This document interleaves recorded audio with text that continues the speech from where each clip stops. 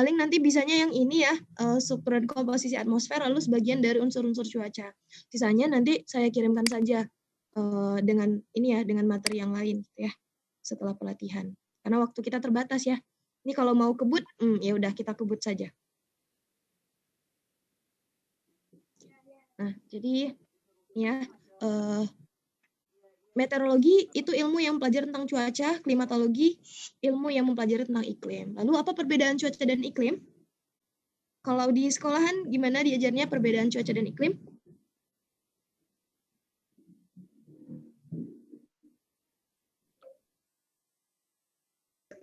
Berdasarkan perbedaan waktu. Ya, perbedaan waktu. Lalu? Dan tempat. Ya, dan tempat. Perbedaan jangkauan. Jangkauan atau luasan gitu ya. Ya, baik. Jadi perbedaan cuaca dan iklim, kalau dulu pasti kita bilang perbedaannya dari waktu gitu ya. Cuaca itu lebih cepat gitu ya. Iklim itu lebih lambat gitu. Nah, sedangkan kalau misalnya yang lain, dia bilang dari jangkauan ya, katanya cuaca itu lebih sempit ya, iklim itu lebih luas. Nah, tapi ternyata sekarang yang benar-benar terbukti adalah cuaca sama iklim itu yang membedakannya hanya satu, yaitu waktu. Nah, lalu perbedaannya gimana, Kak? Cuaca itu pengertiannya adalah keadaan sesaat dari atmosfer. Jadi kayak hujan gitu ya, cuacanya mendung gitu, atau terjadi hujan es, terjadi salju, itu masuknya cuaca. Keadaan sesaat atmosfer. Nah, lalu iklim gimana? Pengertian iklim adalah rataan cuaca atau data-data cuaca yang kita kumulasikan ya kan, atau yang kita kumpulkan minimal 10 tahun. Jadi yang membedakannya hanya waktu ya. Nah, jadi jangkauan atau luasan itu sekarang sudah tidak masuk lagi ya dalam cuaca dan iklim. Saya. Nah, lalu di sini ya ada yang namanya, kita belajar ekliptika, gerakan bumi mengelilingi matahari atau berevolusi ke matahari. Sehingga gerakan ini akan menghasilkan yang namanya gerak semu tahunan matahari gitu. Nah, gerak semu tahunan matahari. Saya coba gambar ya. Nah, jadi kalau misalnya kita gambar, ini ada ekuator gitu ya. Nah, nanti nih. Jadi matahari ini berpindah ya secara semu gitu. Makanya ada perbedaan musim kan dalam 1 tahun. Nah, di sini pertama kali bulan Maret ya, bulan 3. Nah, matahari berada di khatulistiwa. Ini garis yang tengah ini khatulistiwa. Nah, bulan 3 dia berada di khatulistiwa. Nah, ini sama dengan yang ini ya, yang enggak atas ini. Namanya vernal equinox. Tanggalnya tanggal berapa? Biasanya tanggal 21. Nah, jadi tanggal 21 matahari berada di khatulistiwa, kita sebutnya vernal equinox. Nah, lalu selanjutnya bergerak kemana? Mataharinya bergerak ke utara di bulan 6 atau di bulan Juni. Nah, di bulan 6 atau di bulan Juni ini, yang ini gambarnya. Ya, di utara mataharinya. Makanya kalau bulan Juni kalian punya teman atau kerabat yang ada di luar negeri, mereka pertengahan tahun ya, Juni Juli itu biasanya mereka ada summer holiday ya, liburan musim panas gitu. Nih. Jadi namanya kita sebut ini summer solstice ya. Tanggalnya tanggal berapa? Tanggal 21 sampai tanggal 22. Nah, selanjutnya nanti ini garis dia udah melewati garis balik, nanti dia balik lagi nih ke khatulistiwa. Nah, udah balik ke khatulistiwa, bulan berapa? Bulan 9. Bulan 9 kita sebutnya apa? Kita sebutnya autumnal equinox. Jadi kalau perhatiin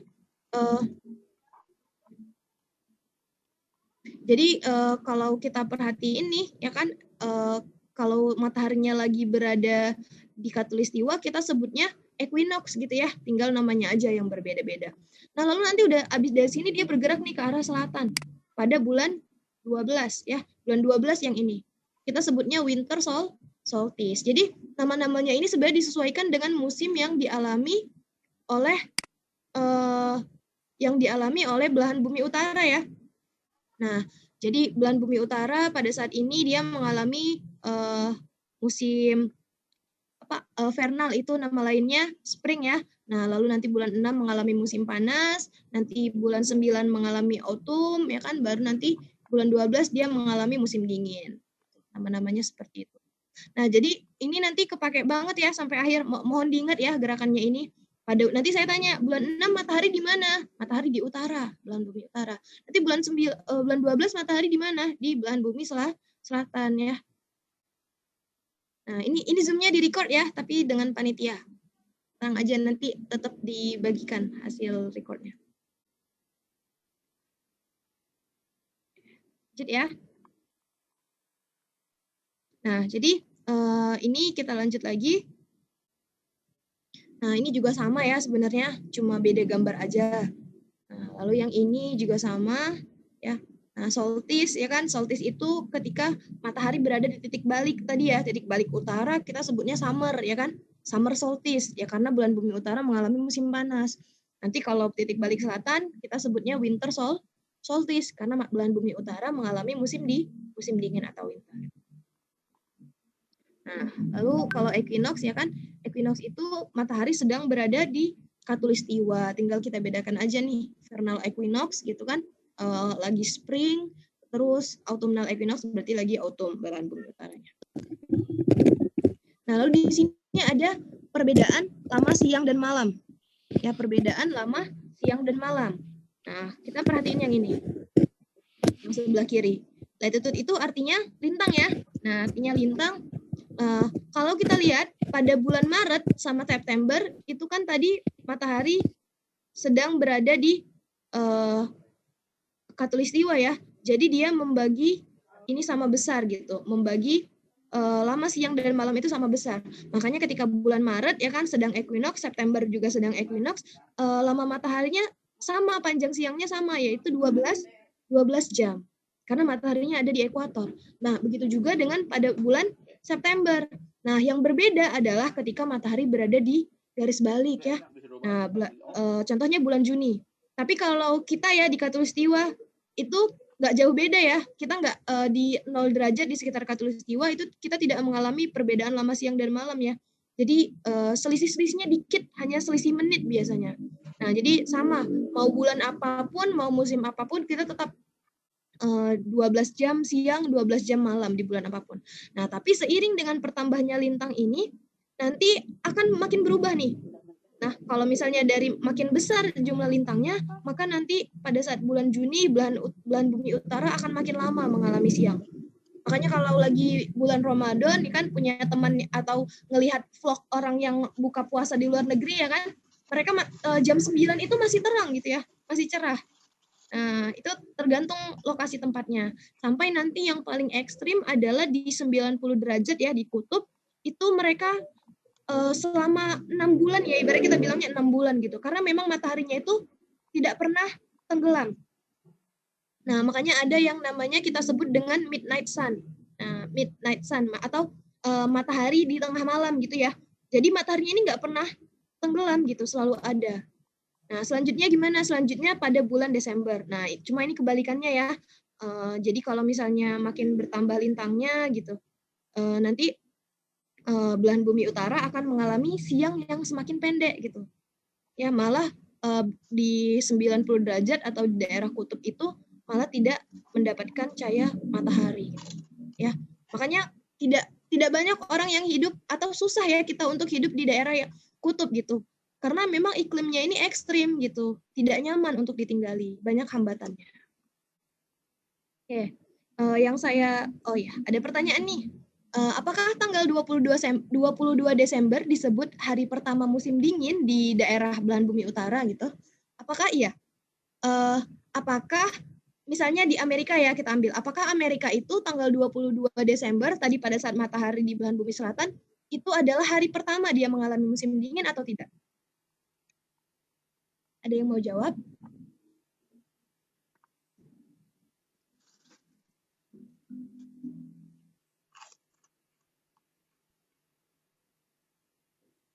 Oke. Nah, ada yang mau jawab? Oke, saya jawab sendiri aja. Nah, jadi apakah 22 Desember disebut hari pertama musim dingin di belahan bumi utara? Jawabannya tidak, ya kan? Karena kalau kita lihat dari pergerakan mataharinya tadi, dia itu kan tidak berpindah secara langsung ya. Dia dia bergeraknya perlahan gitu. Berarti walaupun Desember ini adalah puncak musim dingin, tapi bukan berarti hari pertama dia musim dingin itu di tanggal tersebut gitu. Jadi pada saat bulan November, akhir bulan Oktober itu juga sebenarnya sudah mengalami musim dingin, cuacanya sudah dingin. Yang tanggal 22 Desember itu biasanya turunnya salju pertama. Ya, jadi tanggal 20-an itu biasa ditunggu-tunggu karena turunnya salju pertamanya gitu tanggal 20-an. Tapi kalau kita bilang awal musim dinginnya, apa iya tanggal 22 Desember? Jawabannya tidak. Karena dari bulan Oktober itu kan mataharinya sudah bergerak menjauh ya, sudah bergerak ke selatan. Jadi sebenarnya mereka sudah merasa dingin. Begitu juga dengan musim panas gitu kan. Nah, kalau musim panas berarti pada saat bulan Mei gitu sebenarnya mereka sudah merasa panas. Nah, tapi belum mencapai puncaknya ya di bulan Juni dan Juli. Oke. Nah, ini adalah yang midnight sun tadi yang saya sebutkan. Jadi pada saat bulan Maret ya kan belahan bumi utara itu mengalami siang yang panjang. Ini gambar ini diambil sebelum, sesaat dan setelah tengah malam ya. Mungkin ini sekitar jam 11 malam, jam 12 malam sampai jam 1 malam gitu diambil. Nah, dan ternyata pada saat tengah malam juga mataharinya tidak pernah tenggelam ya. Ini bukan semua matahari ya, tapi gambarnya digabung gitu. Ya. Nah, jadi dia tidak pernah tenggelam. Jadi terang terus. Tapi panas nggak Kak di sana kalau kayak gitu? Nggak panas. Karena mataharinya kan posisinya jauh ya. Beda sama kita di Khatulistiwa kan. Ketika siang ya udah kerasa panas. Nah, tapi mereka enggak. Karena panas cahayanya memang sampai, tapi panasnya nggak sampai karena jarak yang jauh tadi. Nah, lalu di sini ada tekanan dan densitas. Oke. Tekanan dan densitas udara itu berkurang dengan bertambahnya ketinggian. Jadi ibaratnya yang ini adalah kita ya yang dekat dengan permukaan laut gitu ya. Nah, itu udaranya itu atau molekul udaranya itu bergumpal gini atau kita bilang padat gitu ya. Nah, semakin ke atas nanti akan semakin renggang. Semakin renggang ininya partikel udaranya sehingga kita sebut makin bertambahnya ketinggian maka nanti makin bertambahnya ketinggian maka tekanan udaranya akan semakin berkurang ya. Nah, lanjut ya.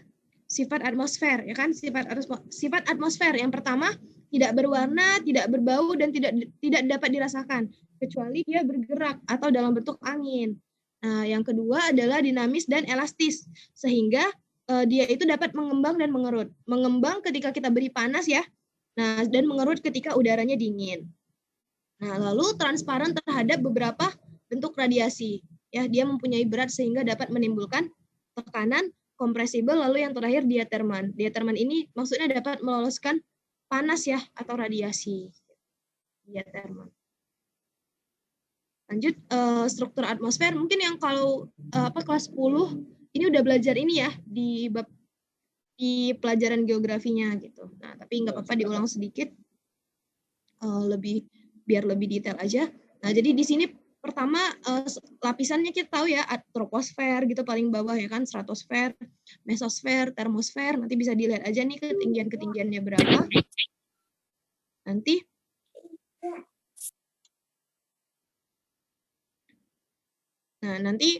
setelah itu perhatikan yang biru ini. Nah, yang biru ini adalah grafik suhu ya. Jadi dia menunjukkan hubungan suhu dengan ketinggian. Nah, pertama kita lihat troposfer dulu ya. Nah, troposfer itu yang ini adalah suhu ya. Makin ke kanan itu berarti ada pertambahan suhu. Makin ke kiri terjadi penurunan suhu. Yang ini, yang kiri ini adalah altitude atau ketinggian dalam kilometer. Nah, di troposfer grafiknya ke kiri. Kalau grafiknya ke kiri seperti ini berarti dengan bertambahnya ketinggian ya, suhunya semakin turun ya. Ini yang kita sebut dengan lapse rate. Aduh, saya nggak bisa ngetik di sini.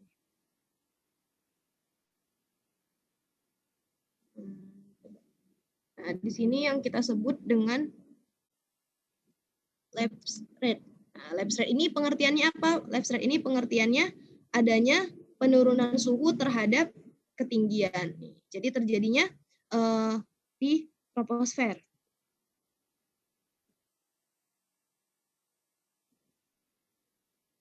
Mana delete-nya ini?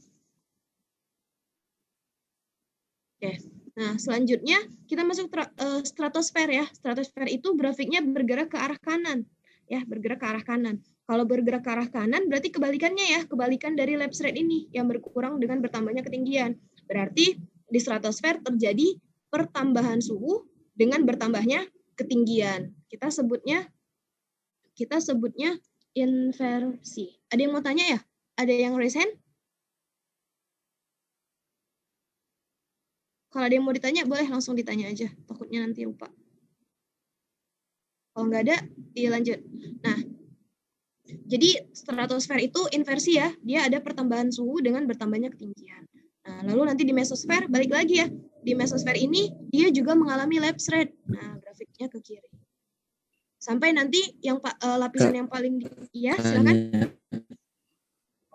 Kak, tanya. Iya, silakan. Kenapa cuaca itu bergerak dari daerah yang bersuhu dingin ke daerah yang bersuhu panas? Kayak mendung, dimulai dari daerah pegunungan ke daerah yang bersuhu panas, Kak. Oh iya. Terima kasih. Ya, sama-sama. Nah, jadi alasannya adalah karena ada hukum Bayes-Bellot ya. Isinya adalah angin bergerak dari tekanan tinggi ke tekanan rendah. Tekanan tinggi ini biasanya, ya berarti tekanan tinggi itu maksudnya molekul udaranya ini lebih padat atau lebih banyak ya. Nah, yang tekanan tinggi ini biasanya adalah tempat yang lebih dingin. Ya, walaupun sebenarnya sistem tekanan itu relatif. Lalu dia bergerak ke tekanan yang lebih rendah, yaitu wilayah yang lebih hangat, ya kan? Tekanan rendah itu karena molekulnya lebih jarang-jarang. Biasanya karena panas. Kalau panas kan nanti molekulnya mengembang, jadi lebih jarang-jarang.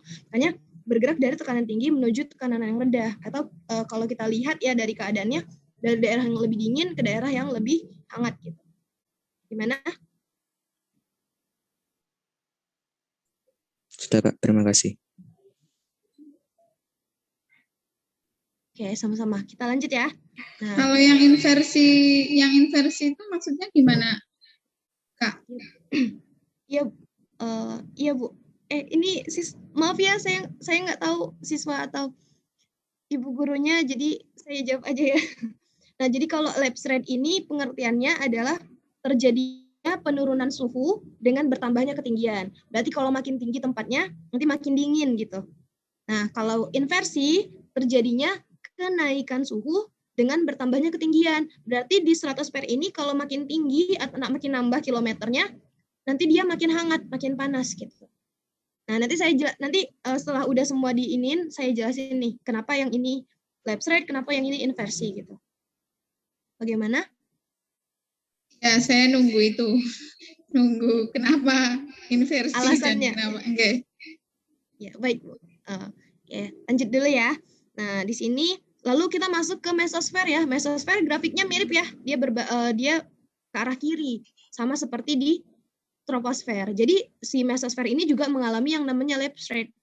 Cuma karena mesosfer lebih luas gitu ya, lebih besar jangkauannya. Nah, di sini di puncak mesosfer atau di akhir lapisan mesosfer yang mengalami lapse rate atau penurunan suhu, ini adalah lapisan yang paling dingin. Nah, dia mencapai minus 90 derajat Celcius. Jadi kalau ditanya lapisan yang paling dingin apa? Jawabannya mesosfer. Nah, lalu nanti di termosfer terjadi inversi lagi. Nah, gini. Bergerak ke kanan, makin ke atas makin panas. Nah, termosfer ini namanya juga termos karena disebut lapisan panas. Pada saat siang hari, suhunya itu bisa mencapai 2000 derajat Celcius. Pada saat malam, dia sekitar 1200 derajat Celcius. Nah, sekarang kita jelasin kenapa ada yang inversi, kenapa ada yang lapse rate gitu ya. Nah, troposfer ini, ya kan, jadi bumi ini walaupun kita merasa panas dari matahari, sebenarnya panas yang kita rasakan itu adalah hasil konduksi. Jadi matahari memberikan panas melalui udara sampai ke permukaan bumi. Lalu permukaan bumi mengeluarkan atau mengemisikan atau meradiasikan panas gitu. Jadi sumber panas kita itu lebih kepada yang dari permukaan bumi gitu. Sehingga makin jauh dari permukaan bumi, nanti suhunya akan semakin dingin. Itulah mengapa troposfer ini makin ke atas makin dingin. Gitu. Bisa? Nah, selanjutnya inversi. Ya, kenapa di stratosfer itu inversi? Nah, di stratosfer ini terdapat lapisan yang namanya lapisan ozon atau ozonosfer. Berarti di lapisan ini banyak ozon. Di lapisan ini terjadi penyerapan gelombang ultraviolet. Makanya makin ke atas ya kan sinar matahari yang masuk kan juga semakin intens gitu ya. Maka semakin ke atas penyerapannya juga semakin banyak sehingga makin ke atas semakin panas. Nah, kalau Nah, jadi seperti itu yang penyebabnya. Kalau termosfer nanti karena dia sudah mulai semakin jauh ya dari bumi, maka semakin ke atas semakin banyak sinar mataharinya sehingga semakin panas. Oke. Nah, ini berdasarkan suhu. Nah, sekarang berdasarkan homogenitas kimiawinya ya. Berdasarkan homogenitas kimiawi. Nah, kita bagi menjadi heterosfer dengan homosfer ya. Nah, kenapa sih ada heterosfer atau disebut heterosfer? Kenapa disebut homosfer gitu? Nah, disebut heterosfer karena unsur-unsur atau kandungan udaranya itu lebih heterogen, lebih bermacam-macam. Memang jumlahnya sedikit-sedikit, tapi banyak, tapi jenisnya banyak gitu. Ya, misalnya 0, sekian, 0,000 sekian, tapi jenisnya banyak gitu.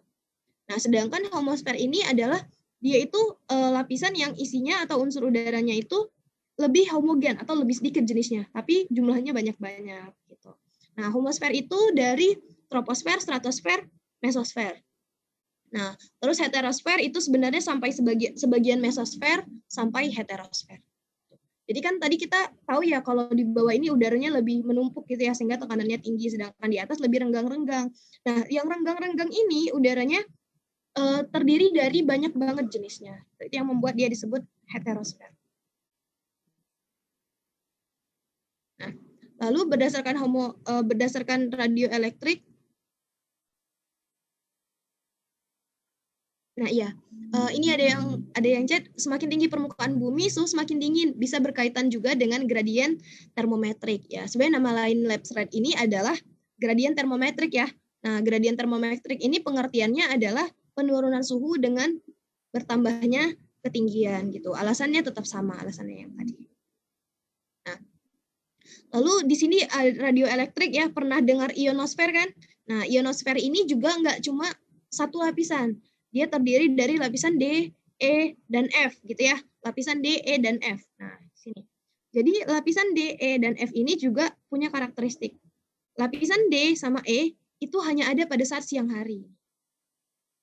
Pada saat malam hari hanya ada lapisan F, jadi semuanya jadi lapisan F gitu. Nah, ini berdasarkan radioelektrik. Nah, ini juga sama ya di sini ini nih ionosfer itu bukan hanya di termosfer tapi juga sampai ke sebagian mesosfer. Terus heterosfer itu sampai mesosfer juga walaupun hanya sebagian. Nah, tadi komposisi atmosfer ini sekarang komposisi atmosfer ya. Nanti sekalian jelasin heterogen homogen itu tadi. Nah, ini adalah sejarah terbentuknya atmosfer gitu ibaratnya. Nah, jadi masih hipotesis ya. Yang pertama, sebenarnya pertanyaannya dari mana sih atau bagaimana sih atmosfer bumi itu bisa terbentuk gitu kan sampai sekarang gitu. Dan atmosfer kita ini bisa untuk kehidupan, sedangkan planet lain ya, apalagi kayak Jupiter, itu dia isinya metana gitu, beracun gitu. Jadi begitu kalau kamu misalnya terbang atau sampai ke Jupiter gitu, ya kamu nggak bisa bertahan lama karena komposisi udaranya racun semua gitu. Nah, atmosfer bumi yang kayak gini itu ada hipotesis yang memberikan penjelasan gitu ya. Nah, katanya atmosfer purba ini mendapatkan gas dari proses magmatis, yaitu letusan gunung api selama ribuan tahun. Jadi hujannya juga ribuan tahun. Lewat pelepasan gas pada gunung api dan sumber air panas. Gas yang dikeluarkannya adalah nitrogen, karbon dioksida, hidrogen, helium, argon, dan uap air. Jadi ceritanya ya outgassing ini adalah pada saat bumi baru terbentuk ya kan, baru terbentuk, maka ada saatnya pada gunung api di bumi ini meletus semua. Kalau gunung api meletus, maka dia mengeluarkan gas gitu ya dan debu gitu, sehingga dia menutupi permukaan bumi semuanya. Nah, kalau udah kayak gitu terbentuklah kondensasi ya. Nah, kondensasi awan sehingga terjadi hujan selama ribuan tahun. Nah, hujan yang terjadi selama ribuan tahun ini yang mengisi air-air di bumi. Gitu. Jadi sekalian pembentukan samudra juga, dan juga terjadi ini selanjutnya photochemical dissociation. Nah, jadi awalnya juga di atmosfer kita ini nggak ada oksigen bebas gitu, semuanya dari yang terikat nih kalau kita lihat di sini. Atmosfer purba menyerupai kondisi di Jupiter sekarang, terisi oleh metana dan amonia dan uap air tanpa oksigen bebas. Tanpa oksigen bebas ya, ini yang kita butuhkan untuk bernafas. Radiasi ultraviolet dari matahari memicu terjadinya disosiasi fotokemis. Nah, reaksi akibat penyinaran. Kita lihat nih. Uap air yang dikeluarkan dari gunung api tadi, ya kan, 2H2O bereaksi dengan sinar ultraviolet, menghasilkan 2 hidrogen ditambah oksigen. Ini udah ada kan oksigen bebasnya yang udah lepas dari H2O-nya. Nah, nanti di sini oksigen bebasnya ini bertemu dengan metana. Nanti menghasilkan karbon dioksida ditambah 2 uap air, ya kan? Terus nanti amonia ini bertemu atau bereaksi dengan 3 atom oksigen bebas gitu. 3 oksigen bebas, maka nanti menghasilkan nitrogen dan 6 H2O ini misalnya. Nah, jadi dari sini sebenarnya sinar UV ini sudah menghasilkan si oksigen bebas. Tapi juga prosesnya nggak langsung ujuk-ujuk langsung bagus ya, atmosfernya. Lama banget prosesnya, bahkan miliaran tahun baru bisa kayak atmosfer yang saat ini. Nah, ini ibaratnya ini nih, gunung apinya meletus ya, outgassing atau mengeluarkan gas, nanti reaksi fotokimia, ya kan, baru nanti H2O-nya mengisi samudera karena hujan, nanti karbon dioksidanya bereaksi dengan batuan karbonat atau batuan kapur, ya kan, nanti O2-nya lepas. Nah, ini adalah perbandingannya ya, 4,6 miliar ya, billion years ago, atau 4,6 miliar tahun yang lalu, itu bumi baru terbentuk kan, atmosfernya pekat seperti ini. 3 miliar tahun yang lalu terjadi outgassing tadi yang gunung apinya meletus ya, sampai 2 miliar tahun yang lalu itu juga masih terjadi kayak gitu, tapi udah mulai hujan gitu. Sampai atmosfer yang kita rasakan sekarang itu kita rasakan sejak 1 miliar tahun yang lalu. Tapi ini belum teori ya, ini masih hipotesis katanya. Oke. Nah, ini adalah komposisi atmosfer ya untuk yang homosfer. Jadi homosfer ini ya kan yang bawah ya, troposfer, stratosfer, dan sebagian mesosfer itu kandungannya besar-besar dan juga nggak banyak jenisnya, yaitu nitrogen ya kan, nitrogen 78,08%, oksigen 20,95%, ya karbon dioksida, baru argon gitu ya. Nah, lanjut. Unsur gasnya, nah ini. Jadi nitrogen 78,08% ya kalau dalam persen, oksigen 20,95, argon 0,93, terus uap air ya 0,04. Nah, terus di sini ada yang pakai ppm ya. ppm itu adalah part per million nih.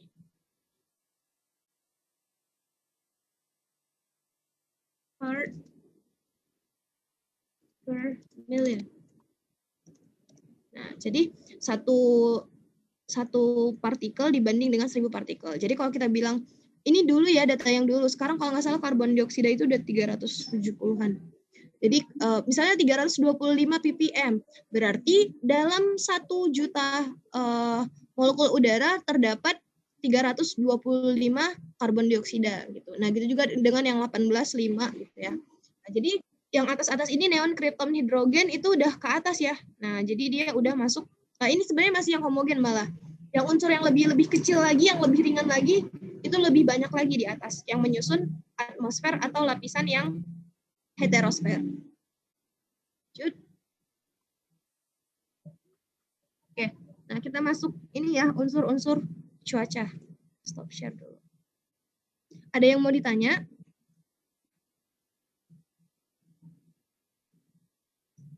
Tidak. Oke.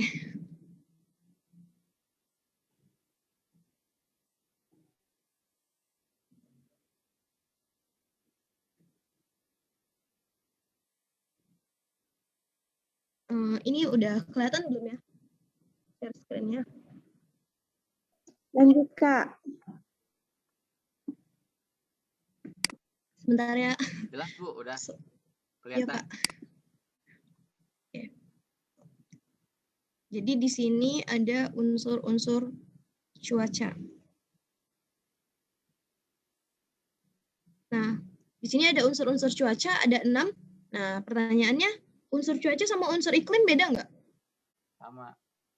Beda. Oke, apa bedanya? Sama. Sama beda apa nih? Sama. Sama ya. Nah, karena tadi Sama iklim itu hanya rataan cuaca gitu ya. Berarti unsurnya juga sama. Oke. Ya, jadi tekanan, suhu, angin, awan, hujan, kelembapan. Semoga bisa nih ya 1 jam ya.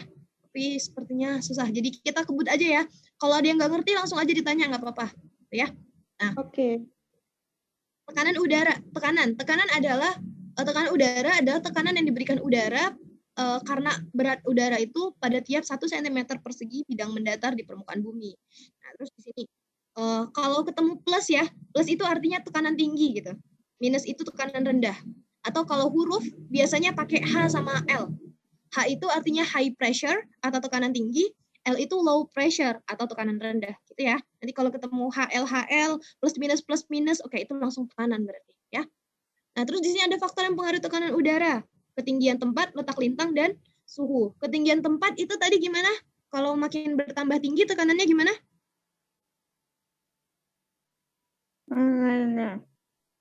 Makin rendah. Tekanan semakin rendah. Semakin rendah atau berkurang ya. Gitu. Oke. Nah, letak lintang gimana? Tadi tekanan ini berbanding terbalik dengan suhu ya. Jadi kalau tempatnya panas, biasanya kita sebut tekanannya rendah gitu. Nah, maka letak lintang mempengaruhi tekanan seperti apa? Semakin tinggi letak lintangnya, tekanan udaranya akan semakin rendah. Oke, jawabannya akan semakin tinggi. Tinggi. Iya. Nggak apa-apa, emang kita sering ketukar-tukar. Oke, lintang rendah itu yang 0 ya, nilainya rendah ya. Contohnya 0 khatulistiwa gitu ya. Lintang tinggi itu adalah kutub. Kan yang panas khatulistiwa gitu ya. Berarti tekanan rendahnya di khatulistiwa. Yang dingin itu yang kutub. Berarti tekanan tingginya di kutub. Walaupun nanti nggak sesimpel itu ya. Tekanan ini relatif. Nanti saya jelasin kenapa tekanan ini relatif. Gitu. Nah, lalu yang terakhir adalah suhu. Suhu yang saya sebutkan tadi. Suhu ini akan berbanding terbalik dengan tekanan. Ya, ada chat. Nah, lanjut ya. Semoga nggak bingung. Lalu di sini ada garis-garis pada peta udara ya biasanya, atau peta cuaca. Itu garis-garis yang menghubungkan tekanan yang sama. Itu kita sebut dengan isobar. Lanjut. Ini sama grafiknya kayak grafik yang di awal tadi. Ini adalah penurunan tekanan terhadap ketinggian. Nah, tekanan itu biasanya pakai milibar ya. Nih, MB, milibar. Nah, atau pakai hektopascal. Ya. Jadi kalau tekanan 0 meter di atas permukaan laut, itu adalah ini, 1013,25. Ya, 1 ATM ibaratnya. 1 ATM itu 1013,25 milibar. Atau karena milibar sejajar sama hektopascal, ya udah sama dengan 1013,25 hektopascal. Atau cara pengukuran tekanan yang lain kan kita bisa menggunakan ini ya, air raksa ya, barometer air raksa.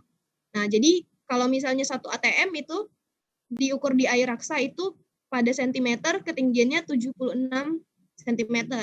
Kalau pakai inci jadinya 29,92 inch. Hanya ini ada yang lain, 1 ATM itu 29,92 inch Hg atau ketinggian air raksanya 29,92 inci atau 76 cm Hg. Ya. Kayak gitu aja. Ini tekanan masih sama, ini adalah alat pengukurnya, yang ini barometer aneroid. Kayaknya kalau ada yang suka koleksi barang, barometer aneroid ini termasuk yang lucu ya, dia mirip kompas dan dia ringan gitu. Walaupun tekanannya itu suka, kalau kita goyang dia ikut bergerak gitu jarumnya, agak kurang stabil. Gitu. Nah, yang lainnya paling ini barometer air raksa sama barograf kayak gini yang udah otomatis. Barograf aneroid. Nah, selanjutnya adalah suhu ya. Nah, suhu ini kalau di sini keadaan yang menentukan kemampuan benda tersebut untuk memindahkan atau transfer panas ke benda lain atau terima panas dari benda lain gitu kan. Maka benda yang kita sebut panas misalnya panci ya, panci buat masak gitu kan, kalau kita sentuh panas, nah itu sebenarnya karena dia meradiasikan panas atau dia mengeluarkan panas. Dia sedang mentransferkan panasnya ke udara atau ke kita gitu ya. Nah, garis di peta yang menghubungkan tempat-tempat dengan suhu yang sama kita sebut isotherm. Tadi kalau tekanan isobar, kalau suhu isotherm. Nah, terus di sini ada suhu maksimum Indonesia, suhu minimum Indonesia. Oke. Matahari tepat berada di atas kepala, ibaratnya di zenit itu jam 12 gitu kan. Harusnya jam 12 dong Kak, paling panas. Nah, jawabannya enggak ya. Karena panas sama cahaya itu lebih cepat rambat cahaya kan. Panas itu lebih lama kan, dia butuh waktu. Sama kayak petir juga. Kalau petir cahayanya luar kita lihat, baru ininya kita dengar, suara geledeknya kita dengar. Nah, apalagi panas gitu. Jadi walaupun tepat di zenit jam 12, biasanya panas yang kita rasakan maksimum itu jam 13 sampai jam 14. Jam 1, jam 2 siang. Nah, terus suhu minimum Indonesia jam 4.30 kira-kira. Atau kayak dekat subuh ya. Nah, ini kenapa gini, Kak? Kenapa nggak malam aja abis mataharinya tenggelam gitu kan? Kenapa mesti nunggu besoknya gitu? Nah, jawabannya adalah karena pada saat matahari ini terbenam, ya kan, kita masih, bumi ini masih meradiasikan panas gitu. Jadi dari badan bumi tadi, dari air, dari darat, itu masih mengeluarkan panas. Nah, panasnya ini diperkirakan hilang total, atau sudah nggak ada lagi yang mau diradiasikan itu jam 4.30. Jadi di situ udah nggak ada matahari, dan juga bumi ini sudah berhenti meradiasikan atau mengeluarkan panasnya. Nah, lalu di sini ada radiasi ya. Nah, semua benda secara kontinu mengemisikan atau mengeluarkan energi radiasi dengan panjang gelombang tertentu. Nih, kita lihat panjang gelombang ya, yang ini, di gambar ini. Ini adalah intensitas radiasi, ini adalah panjang gelombang dalam mikrometer. Nah, jadi gelombang yang pendek itu dari UV, ya kan, sinar ultraviolet, terus sinar tampak, gitu kan, sama sebagian inframerah. Nanti sebagian inframerah lagi punya gelombang yang lebih panjang. Gelombang sinar tampak ini yang bisa dilihat mata ya, warnanya magic new. Nah, ini magic new. Terus panjang gelombangnya itu 0,4 sampai 0,7 mikrometer. Ini nanti dibaca-baca sendiri aja ya. Nah, sebenarnya lebih ke sini aja. Ini walaupun ada rumus yang sekolahnya IPS, nggak usah dipikirin banget. Saya lebih ngajarin, bukan ngitung, tapi kita paham ini nih, rumus ini dipakai untuk dapat apa sih gitu, dapat kesimpulan apa. Nah, jadi ada namanya hukum si Stephen Boltzmann ini ya. Dia mengatakan bahwa benda yang panas mengemisikan lebih banyak energi radiasi per luas wilayah dibandingkan benda yang dingin. Oke. Benda panas itu radiasinya lebih besar, gitu aja. Nah, di sini rumusnya energi atau radiasinya sama dengan tau T pangkat 4 ya. Ibaratnya gini aja nih. Energi ini berbanding, tau ini kan nilainya tetap ya, konstan gitu kan. Yang berubah adalah T. T ini adalah suhu. Berarti energi radiasi ini makin banyak ketika suhunya makin besar. Udah gitu aja. Ya, jadi intinya seperti itu dilihat dari rumus ini. Energi radiasi akan semakin besar ketika suhu ini bertambah besar juga. Jadi di sini ada pertanyaan nih, mana yang mengemisikan radiasi lebih tinggi, matahari dengan suhu 6000 Kelvin atau bumi dengan suhu 288 Kelvin? Mana yang radiasinya lebih besar? Matahari.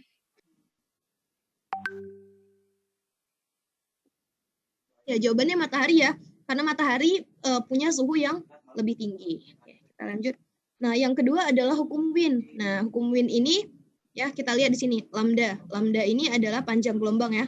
Nah, tadi kan ada panjang gelombang ya, gelombang pendek, gelombang panjang yang ada berapa mikrometer gitu ya. Nih. Gelombang pendek, gelombang panjang gitu ya. Nah, ngaruhnya itu seperti ini, si Wien. Ya, katanya panjang gelombang itu berbanding terbalik dengan si T. T itu suhu ya. Nah, berarti kalau suhunya panas, biasanya panjang gelombangnya akan semakin pendek ya. Nah, karena dia berbanding terbalik. Jadi kalau lambda atau panjang gelombangnya besar, maka suhunya biasanya lebih dingin. Nah, oke, kita lanjut. Ini. Nah, jadi benda yang panas akan mengemisikan radiasi dengan panjang gelombang yang lebih pendek. Jadi dari dua hukum ini kita simpulkan bahwa radiasi atau panas paling besar itu dikeluarkan oleh benda yang suhunya besar atau suhunya tinggi.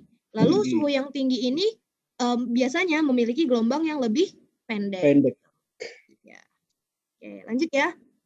Kita nggak usah pikirin hitung-hitungannya ya, karena banyak anak SMA yang kalau ngelihat hitung-hitung apalagi PS ya langsung kayak apaan nih gitu ya, jadi males gitu. Nah, nggak usah itu, kita perhatiin kayak gitu aja untuk dapat kesimpulannya. Nah, kalau ini nggak usah ya, ini udah dipelajarin dari SMP ya. Nah, ini nanti baca-baca sendiri aja karena jarang juga untuk konversi seperti ini. Lalu di sini ada faktor yang mempengaruhi suhu kan. Yang pertama, sudut datang sinar matahari. Oke, sudut datang sinar matahari itu ini ya, kita ambil dari permukaan ya. Nih, jadi kalau sudah datang sinar matahari itu biasanya siang, itu dia tegak lurus ya. Nih, dari atas langsung sini. Tapi kalau sore biasanya matahari nyorotnya dari kanan atau dari kiri gitu. Jadi sudut yang dibentuknya itu lebih besar kalau kita ambil dari darat. Nah, maksudnya diambil dari tegak nih. Oke, kalau misalnya ini maka nanti akan semakin besar. Oke, lalu di sini cuaca. Makin cerah atau tidak berawan itu akan semakin panas ya. Karena awan ini juga ikut berkontribusi. Kalau ada awan, biasanya dia menyerap sebagian sama memantulkan sebagian. Jadi kalau tempat-tempat yang nggak punya awan atau tidak berawan, biasanya panasnya itu lebih maksimal. Karena nggak ada yang menghalangi gitu. Ya. Nah, terus 3, letak lintang. Makin tinggi lintang, makin rendah lintang atau makin dekat ekuator, makin panas. Ya, karena memang mataharinya lebih dekat, sudut penyinarannya juga lebih kecil ya atau tegak. Lama penyinaran, jelas ya, makin lama disinari, maka tempat itu akan semakin panas. Lalu yang keenam, angin dan arus laut. Makin panas, asal angin dan arus makin panas juga. Jadi kalau misalnya tempat itu dilewati oleh angin yang sifatnya panas ya, contohnya kayak Avon, maka wilayah yang dilewati akan ikut panas. Kalau dingin juga gitu. Nah, kalau misalnya arus, ya kan, ada arus laut ini ada arus yang hangat, ada arus yang dingin. Nah, salah satu arus yang hangat itu ada namanya arus teluk atau Gulf Stream. Nah, dia lewat Meksiko, terus lanjut ke ke Eropa. Dia menyebarkan ke Inggris. Nah, si arus Gulf Stream ini melewati tempat itu dan menyebabkan perairan Inggris ini tidak ikut membeku ketika musim dingin. Jadi pelayarannya masih bisa. Karena dia panas atau hangat dan dia membuat tempat yang dilewatinya juga lebih hangat. Nah, yang ketujuh adalah keadaan tanah makin kasar dan hitam, makin panas. Nanti kita hubungkan dengan albedo nih, ya. Makin kasar dan hitam, makin panas. Jadi kalau kayak aspal ya, aspal itu kasar terus dia hitam, maka nanti akan semakin panas karena dia punya sifat menyerap panas. Nah, 8, sifat permukaan. Daratan cepat menerima panas. Oke. Daratan ini punya sifat cepat menerima panas atau cepat menyerap panas, tapi juga cepat mengeluarkan panas. Jadi karena dia benda padat ya, tidak bisa bergerak ya, bukan fluida, maka ketika diberi panas, panasnya hanya sampai ke kulit gitu, hanya di atas atap atau di luar aja. Dia memang cepat panasnya karena cuma di luar, tapi dia juga cepat dinginnya karena di luar tadi ketika nggak ada lagi sumber panas ya udah lebih mudah mengeluarkannya. Nah, sedangkan si laut itu lambat menyerap panas tapi lambat juga mengeluarkannya. Karena sifatnya fluida ya, dia sifatnya itu liquid gitu, dia bisa bergerak. Nah, sehingga kalau misalnya si laut ini kita kasih panas, dia nggak langsung panas karena dia memberi panas dulu ke lapisan air yang di bawahnya. Gitu juga kalau misalnya dingin ya. Nah, kalau misalnya udah nggak ada sinar matahari, laut ini lebih hangat karena dia masih punya stok hangat dari bawahnya gitu. Tadi ada yang raise hand mau tanya. Siapa tadi mau raise hand, mau tanya? Silakan langsung unmute aja. Di room chat ada yang bertanya, Bu, di room chat. Saya bacakan Iya. Iya, Bu, boleh. Nih, dari Mohkafi. Assalamualaikum, Kak izin mau bertanya, kalau lapisan ozon hanya di stratosfer saja atau di lapisan lain juga ada ozon, Kak? Itu pertanyaan, Bu. Iya, terima kasih, Pak. Nah, jadi ozon itu atau ozonosfer ya, itu nggak cuma ada di stratosfer ya, tapi sama kayak ionosfer tadi, dia dominannya di satu lapisan gitu. Nah, tapi kalau kita bilang cuma ada di stratosfer, jawabannya tidak ya. Dia sampai sebagian mesosfer juga ada. Oke, mungkin gitu aja. Ya, Bu. Ada lagi? Ya, mungkin lanjut aja ya. Iya, Bu. Lanjut aja ya, Pak Didin ya. Ya, lanjut, Bu, lanjut. Ya, terima kasih, Pak. Nah, terus di sini ada jarak dari laut ya. Oke, jadi laut ini punya sifat penetral gitu ya atau penstabil. Jadi kalau ada adik-adik yang nanti pengen kuliah ke luar negeri gitu ya, ke daerah yang misalnya kayak Kanada gitu kan yang udah deket sama kutub yang lebih dingin, maka kalau mau cari tempat yang lebih hangat, kalian ke daerah yang pesisirnya gitu. Contohnya kalau pesisir timurnya itu daerah Quebec ya. Daerah Quebec itu dekat lautan kan, jadi dia biasanya lebih hangat dibanding daerah yang tengah-tengah banget tuh. Nah, atau ke pesisir barat, daerah Vancouver ya. Vancouver itu juga dekat sama laut, jadi dia lebih hangat gitu. Kalau pada saat musim dingin. Nah, pada saat musim panas gimana, Kak? Pada saat musim panas biasanya dia lebih menyejukkan gitu. Jadi laut ini penstabil. Ketika panas dia menjaga biar nggak panas banget. Ketika dingin dia menjaga biar nggak dingin banget gitu ya. Oke, ada lagi yang nanya ya. Lapisan atmosfer yang melindungi bumi dari meteor jatuh itu lapisan apa, Kak? Oke, ini sebenarnya agak unik. Kalau dari materi-materi yang sering disebutkan, yang melindungi bumi dari jatuhnya meteor itu jawabannya mesosfer gitu ya. Nah, tapi saya juga pernah baca jurnal atau dari dosen juga pernah memberitahu bahwa semua lapisan ini sebenarnya ikut membakar meteor gitu. Semua lapisan ini membakar meteor atau mencegah meteor jatuh ke bumi. Gitu. Tapi kalau untuk pelajaran, ketika ada soal kayak gini, jawabannya mesosfer. Ya. Kita lanjut ya. Oke, ya, ini mungkin nanti ya kita jawab ya terjadinya petir dan guntur. Lanjut dulu ya. Yang out of topic gitu ya, boleh juga tanya atau nanti kalau misalnya kita kan buru-buru nanti boleh via chat aja ke saya. Maksudnya di luar jam ini juga nggak apa-apa. Kan ada kontak saya ya di grup ya. Atau ada yang kepo gitu. Oke, ya.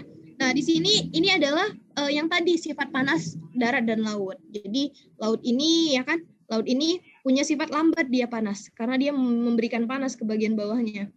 Nah, tapi dia juga dia juga lambat mengeluarkan panas. Jadi pada saat nanti udah nggak ada matahari, si darat udah dingin, si laut ini masih hangat gitu. Sehingga dia tekanannya akan lebih rendah pada saat malam hari. Oke. Nah, terus ini ada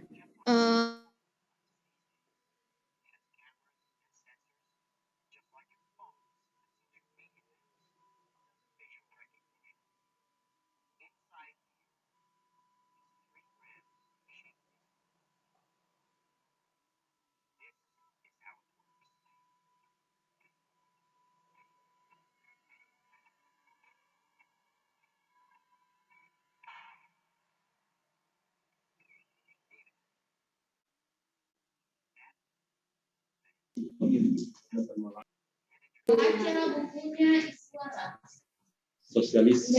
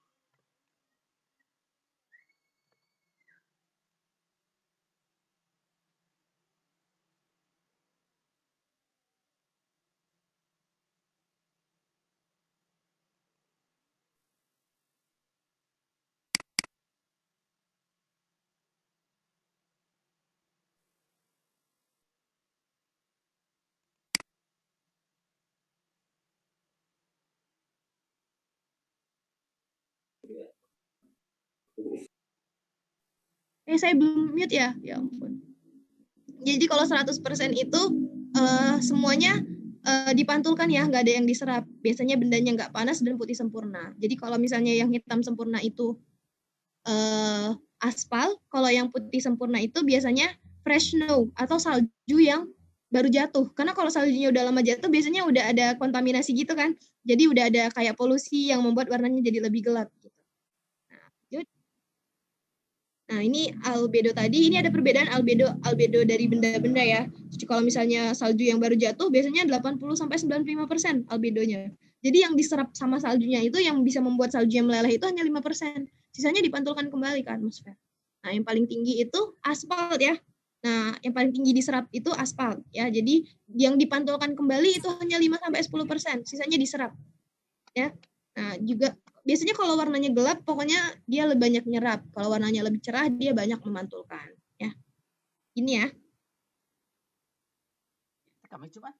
Nah, ini lab thread ya kan? Tadi lab thread kita udah jelasin. Nah, tapi di sini kita bagi lagi ya. Ada yang namanya adiabatik ya.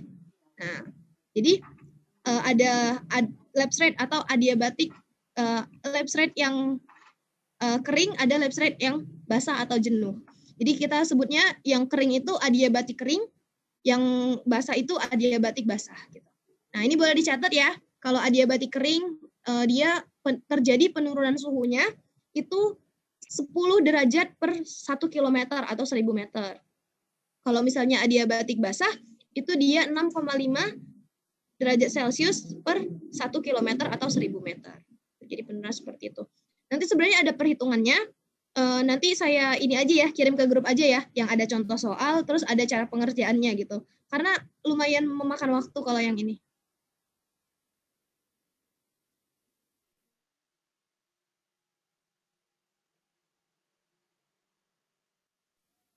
Oke, ini yang soalnya nanti aja dijelasinnya. Ini atmosfer, ini nggak usah, kestabilan, ketidakstabilan. Oke, nah ini aja nih. Jadi kestabilan atmosfer dan ketidakstabilan atmosfer. Jadi atmosfer itu dikatakan stabil malah ketika nggak ada keadaan cuaca kayak hujan gitu. Malah kalau ada pembentukan hujan, awan, dan lain-lain, itu malah udaranya sebenarnya tidak stabil. Nah ini, ketidakstabilan akan bertambah ketika pemanasan intensif oleh matahari di bagian terbawah atmosfer. Ya, jadi ada pemanasan intensif. Karena kalau udara diberi panas, maka nanti akan mengembang gitu kan, terus naik ke atas. Akan terjadi penguapan, memicu kondensasi. Nah, yang kedua, pemanasan massa udara ketika melalui wilayah yang lebih panas. Jadi misalnya wilayah A ini lebih panas, ini udaranya lewat. Gitu. Nah, sebenarnya wilayah udara yang lewat ini mungkin nggak panas, tapi karena melewati wilayah A yang panas, ya maka dia ikut panas gitu, ikut hangat. Kalau panas kan biasanya naik ke atas ya udaranya ya, mengembang. Maka yang dilewatin ini juga akan ikut terangkat naik. Nah, yang ketiga, pergerakan vertikal disebabkan oleh pengangkatan orografis, ya maksudnya ini hujan orografis ya. Nah, front atau pertemuan dua massa udara yang berbeda atau konvergensi, pertemuan dua massa udara yang sama. Nah, 4, pendinginan radiasi dari bagian atas awan. Nah, terus kestabilan, apa sih yang menyebabkan udara itu stabil? Yang pertama karena ada pendinginan permukaan bumi setelah matahari terbenam. Jadi nggak ada yang mau mengembangkan udaranya lagi kan? Ya udah diam aja gitu. Nah, yang kedua, pendinginan massa udara saat melalui wilayah yang lebih dingin. Karena wilayahnya dingin, udara yang ngelewatin, maka ya udah ikut aja jadinya lebih jadi ikut dingin gitu. Jadi nggak bisa penguap dan lain-lain. Nah, yang ketiga, adanya subsidensi pada kolom udara. Ini sebenarnya kalau kita ngajar langsung dan ada pen, ini lebih enak ngejelasinnya. Cuma saya lagi nggak ada pen. Lanjut dulu aja ya. Nah, di sini ada jenis-jenis pemanasan. Yang pertama adalah pemanasan secara langsung. Yang pertama refleksi atau dipantulkan kembali, misalnya yang tadi punya albedo tinggi. Terus scattering atau dihamburkan. Terus refraksi atau dibelokkan. Lalu yang ini diserap atau absorpsi. Oke. Di sini ada mengapa langit berwarna biru, awan berwarna putih, dan matahari terlihat merah saat terbit dan terbenam. Ini nanti saya iniin ya. Ini nanti silakan di screenshot atau dicatat. Nanti silakan dijawab di Google Form post test hari ini ya. Nah, jawabannya dicari tahu sendiri ya. Gak apa-apa kan? Dicari tahu sendiri ya jawabannya adik-adik. Oke, nanti kalau ada yang bingung nanti kita jelasin. Oke. Ini ada jenis-jenis hamburan. Ini mungkin satu yang kejawab nih di sini. Kenapa pada saat matahari terbit atau terbenam itu warnanya menjadi lebih merah gitu ya? Nah, karena kalau misalnya siang kita lihat itu jarak mataharinya lebih dekat gitu kan dari jangkauan mata, maka warnanya terlihat berwarna biru. Nah, tapi kalau udah mau terbit sama terbenam kan kita ngelihatnya jauh. Ada spektrum gelombang. Yang terlihat di mata kita adalah yang panjang gelombangnya jauh, yang warnanya merah, orange atau merah. Nah, sisanya nanti dijawab sendiri, dijawab di post test ya. Lalu di sini ada pemanasan tidak langsung, ada konduksi, konveksi, adveksi, dan turbulensi. Pemanasan tidak langsung, konduksi itu melalui ini ya, melalui medium ya. Udara itu juga medium perantara sebenarnya. Matahari memberi panas pada tanah, kemudian teruskan ke lapisan udara yang di atasnya. Ini juga yang merupakan tadi alasan terjadinya lapse rate di troposfer. Nah, yang B ini konveksi, pemberian panas oleh gerak udara vertikal ke atas. Jadi kalau ada gerakan vertikal ke atas gitu ya, itu kita sebut konveksi. Kalau gerakannya horizontal kita sebutnya apa? Kita sebutnya adveksi ya. Jadi kalau misalnya dari udaranya dari sini dari tempat A ke tempat B bergerak horizontal, kita sebutnya adveksi. Atau adveksi yang lain itu pada saat kalau ngelihat siklus hidrologi ya, menguap ya kan, kondensasi dari laut terus ke bawah ke darat ya kan. Nah, itu transportasinya bisa kita sebut adveksi juga. Nah, yang terakhir adalah turbulensi ya. Nah, gerak udaranya ini biasanya berputar-putar atau acak-acakan. Biasanya turbulensi ini karena melewati hambatan. Lanjut, ini adalah Earth Energy Budget ya. Kita lihat ini dari 100% sinar matahari yang masuk ke bumi, apa aja sih yang proses yang dialaminya gitu. Nah, ternyata dari 100% itu 6% dipantulkan kembali ya ke atmosfer gitu.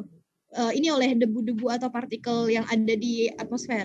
Nah, 20% ini dipantulkan oleh awan ya. Jadi awan itu ngaruh lumayan banyak.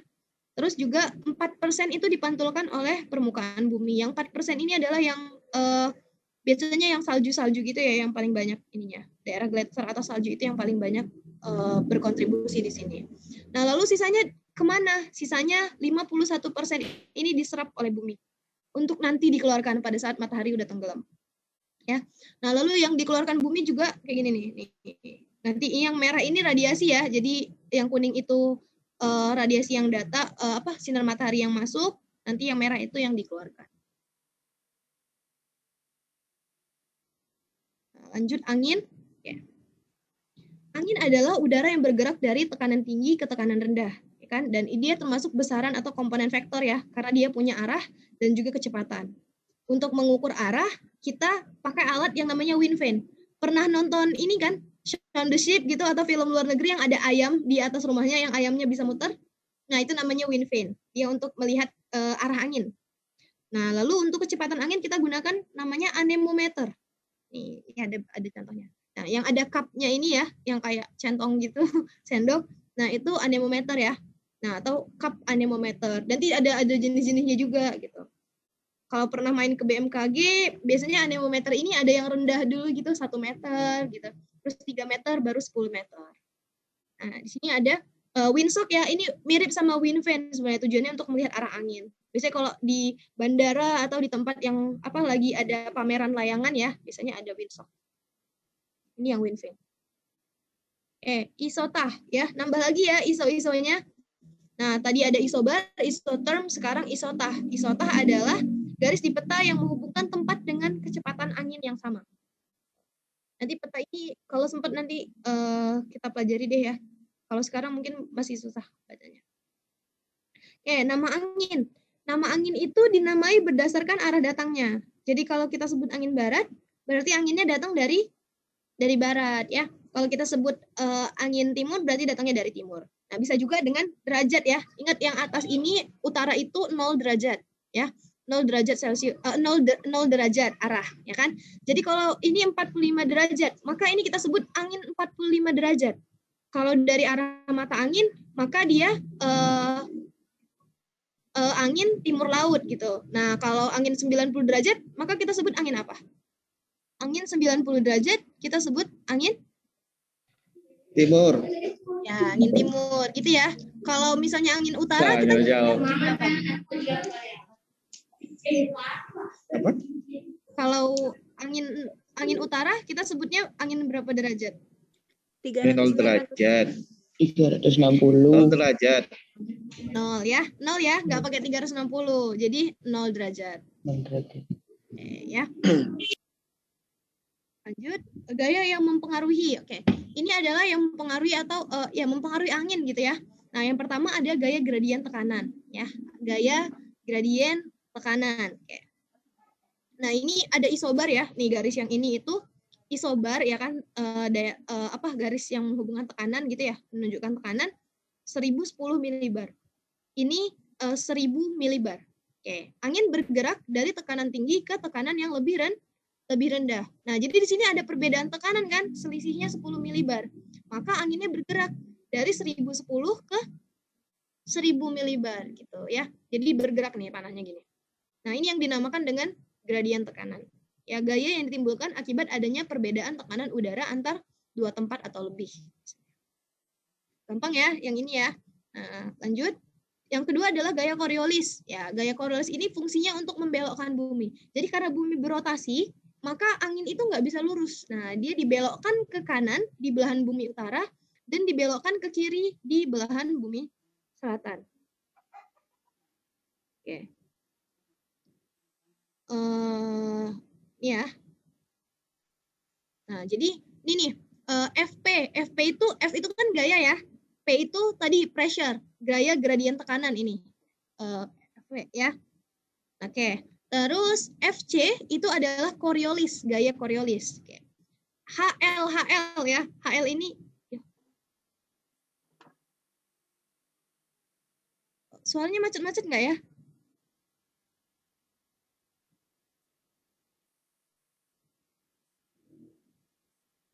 Suara saya jelas atau macet-macet? Jelas. Jelas. Baik, terima kasih. Nah, di sini ada huruf H sama L ya. Tadi saya udah bilang kalau H itu maksudnya tekanan tinggi ya, high pressure gitu. L itu low pressure gitu ya. Jadi udaranya kalau berdasarkan gaya gradien tekanan, maka langsung aja kan bergerak dari H ke L gitu kan. Gak usah belok-belok kan. Langsung aja nih. Maka gaya gradien tekanannya lurus. Ini adalah, terus karena Coriolis ya, Coriolis ini dibelokkan ke kanan di belahan bumi utara, dibelokkan ke kiri di belahan bumi selatan. Nah, jadi ini kalau berdasarkan gaya gradien tekanan tanpa ada pembelokan, maka dia lurus aja nih. Tapi karena ada gaya gradien tekanan, dia nggak bisa lurus. Ini kan 30 derajat lintang utara, maka anginnya belok ke kanan. Benar nggak ini belok kanan? Benar ya? Kita harus posisikan kita jalannya dari H, ya. Maka ini miring atau belok ke kanan. Nah, begitu juga yang H ini, yang bawah, yang selatan. Nah, dia kalau misalnya nggak ada gaya Coriolis atau nggak ada pembelokan, ya lurus aja kan ke L. Tapi karena ini belahan bumi selatan, maka dia dibelokkan ke kiri. Maka dia jadinya lewat sini. Karena ada Coriolis. Paham Coriolis? Ininya, pengertiannya? Paham. Nih. Jadi ada penjelasannya nih, gaya semu atau fiktif akibat rotasi bumi menyebabkan angin tidak lagi tegak lurus isobar, tetapi dibelokkan ke kanan di belahan bumi utara dan ke kiri di belahan bumi selatan. Ini nggak boleh ketukar ya, nanti kalau ketukar langsung berabe, langsung salah semua gitu ya. Nah, terus di sini gaya Coriolis, ini boleh dicatat ya rumusnya, yang ini aja nih, yang ini rumusnya. Nih. FC atau gaya Coriolis sama dengan 2 omega sin theta V gitu ya. Nah, ini pakai satuannya 7,29 dikali 10 pangkat 5 rad per S. Oke. Sebenarnya ini hitungannya kelihatan sulit ya. Tapi ini pernah masuk di soal provinsi tahun 2014. Nah, tapi kalau yang udah down ya kan atau udah ngelihat rumus udah males gitu biasanya dia nggak kerjain. Padahal ini soalnya gampang. Nah, di sini komponennya ada omega tadi ini ya. Terus ada sin theta, ini lintang tempatnya gitu kan. Berarti range-nya 0 sampai 90 derajat. Terus ada V atau Suaranya tidak jelas. Macet-macet ya?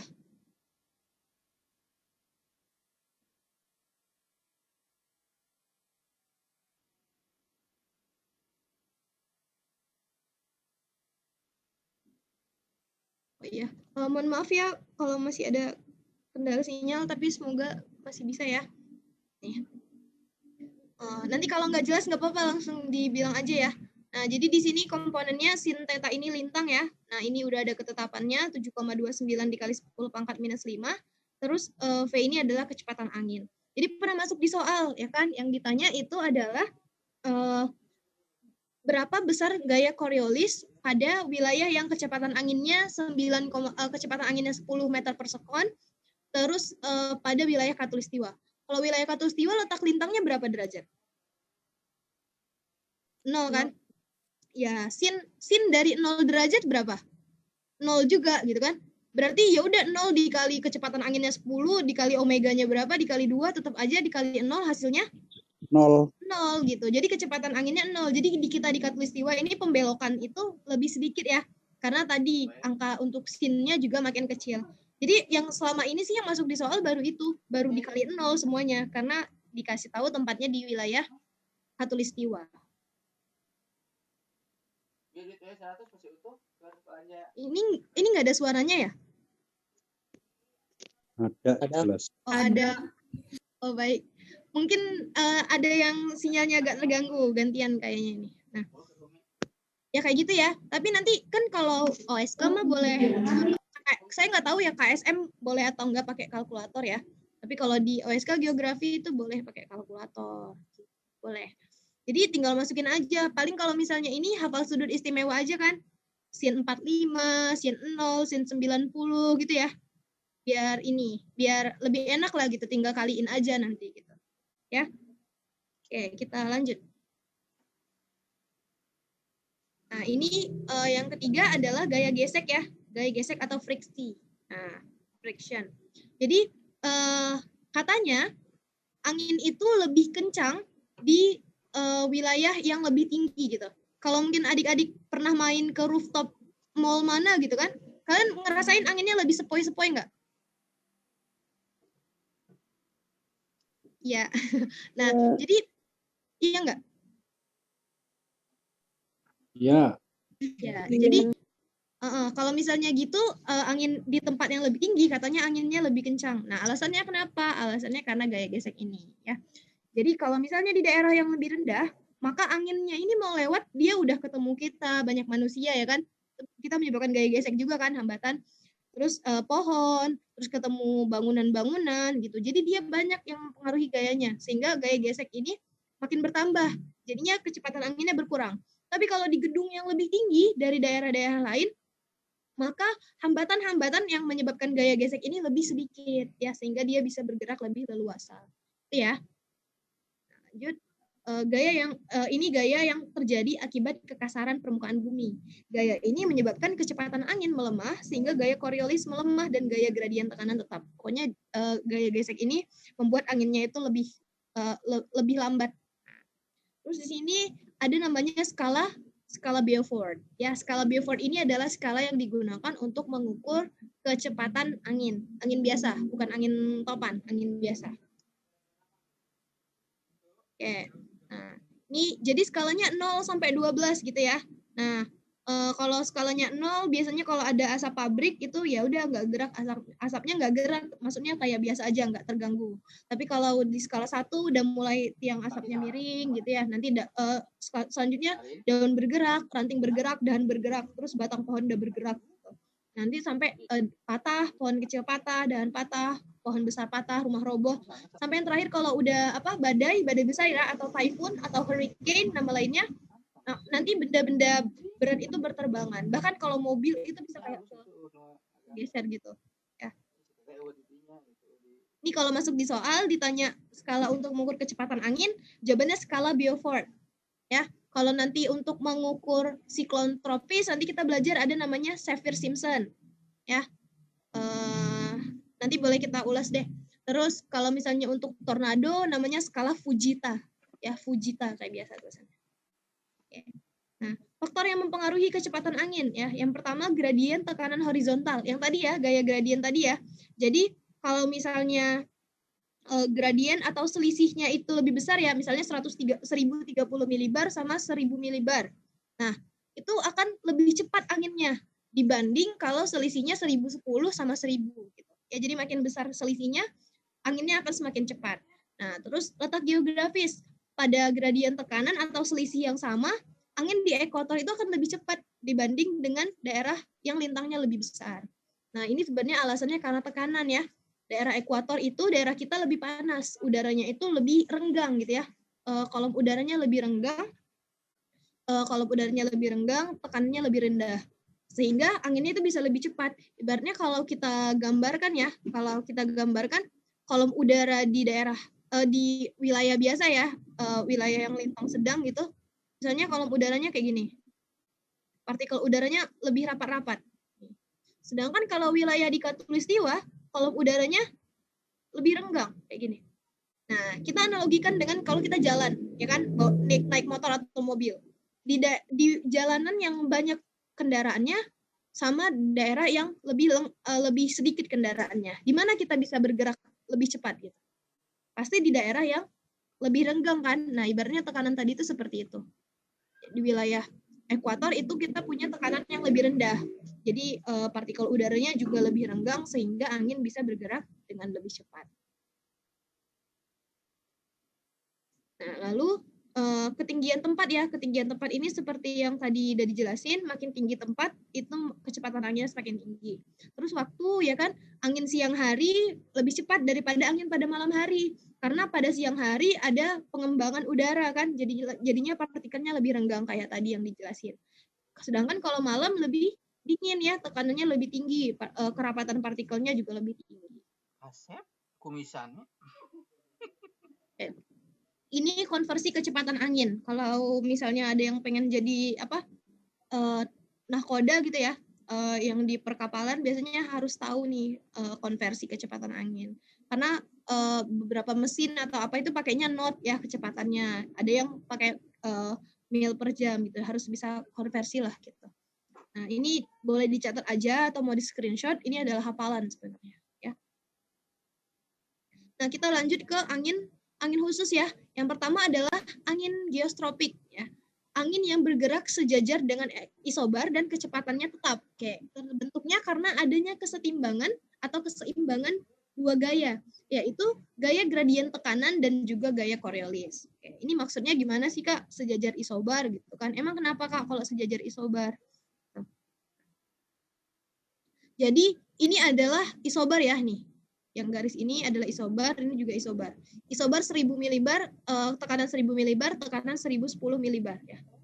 Nah, 1010 milibar sama 1000 milibar, mana tekanan tingginya? Yang 1010 ya. Maka anginnya bergerak dari 1010 ke 1000 milibar. Ya, jadi kalau dari gradien tekanan bergeraknya ya bakalan lurus gini doang ya. Nggak belok ya, bakalan lurus. Gitu. Nah, tapi di sini bukan hanya gradien tekanan nih yang bekerja. Ada juga Coriolis. Si Coriolis tadi fungsinya untuk membelokkan. Jadi ini mau maju ke depan, nggak bisa karena ada Coriolis yang belokin misalnya ke kanan.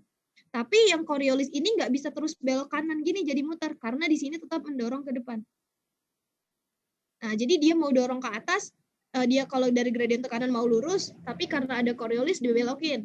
Nah, Coriolisnya juga nggak bisa belok banyak-banyak karena gradien tekanan mau naikin ke atas.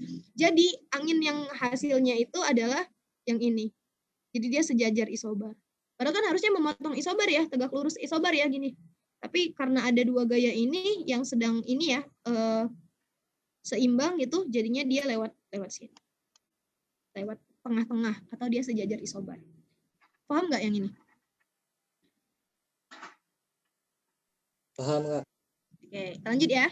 Nah, ini ya, tadi angin geostropik lewat tengah. Ini sebenarnya yang tadi saya jelasin singkatnya, tapi nanti kalau mau baca lagi ini nih, di sini. Sama aja sebenarnya. Nah, terus ada rumusnya, tapi di geografi jarang disuruh ngitung ya, kecuali kalian kebumian, itu biasa harus bisa ngitung yang itu. Ini juga ada contoh soal dan ada jawabannya, nanti PPT-nya dibagikan, boleh dipelajari aja gitu ya. Angin ageostropik.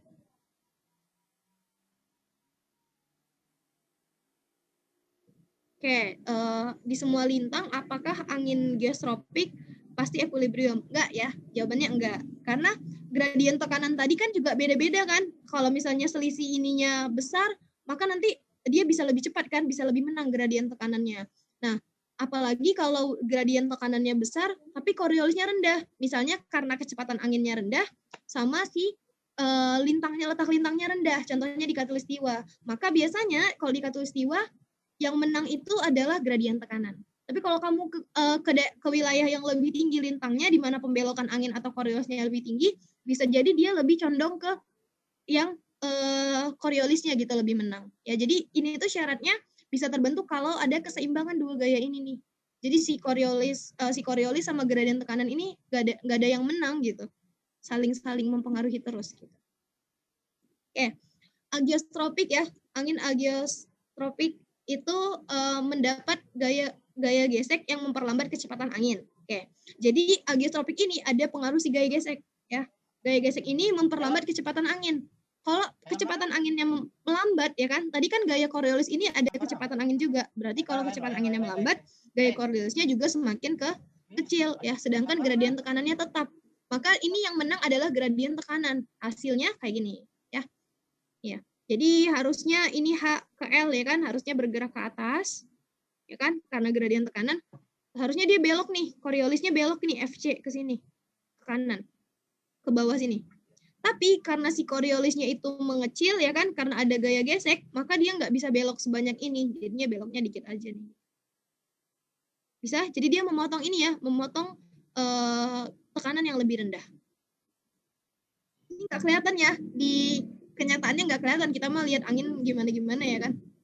Nah, gaya gesekan berlawanan dengan arah angin. Oke. Angin yang ketiga adalah angin gradien ya. Angin gradien itu kalau gampangnya ngingetnya siklon sama antisiklon itu angin gradien. Oke, kalau angin geostropik tadi karena keseimbangan dua gaya, sekarang ini karena kesetimbangan tiga gaya. Kita tambah satu lagi. Nah, gaya sentrifugal. Jadi yang mempengaruhi di sini gaya gradien tekanan, gaya Coriolis, satu lagi adalah gaya sentrifugal ya.